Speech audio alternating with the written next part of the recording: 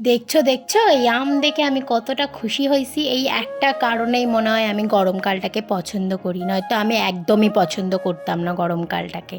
তো আজকে একটা হেলদি দিয়ে শুরু করে আনহেলদি ওয়াটার ইটিনারি নিয়ে চলে আসলাম। সকালবেলা ঘুম থেকে উঠে খেয়েছিলাম গরম জল, তারপর খেয়েছিলাম একটু চাল কুমড়োর রস, তারপরে খেয়ে আমি গেছিলাম জিমে।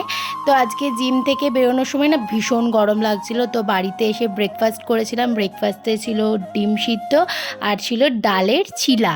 তো ব্রেকফাস্ট করার পর স্নান করে দুপুরের লাঞ্চে ছিল ভাত, আর তার সাথে ছিল শুকনো ফুলকপির একটা তরকারি। এটা ফুলকপিটাকে শুকিয়ে তারপর তরকারি বানায়। আর তারপর ছিল পটলের ঝাল, তরুলির একটা তরকারি, পেঁয়াজ আর চাটনি। আর দুপুরে খাওয়া দাওয়ার পর খেয়েছিলাম একটা লেবু। তো সন্ধেবেলা আমার একদম মুখ চাট কিছু খেতে ইচ্ছা করছিল, তো রাতে বানিয়েছিলাম পাস্তা। তো এরকমই আমি দুদিন ডায়েট করি, একদিন উল্টাপাল্টা খাই। তো ভিডিওটা ভালো লাগলে সাবস্ক্রাইব আর লাইক করো, টাটা।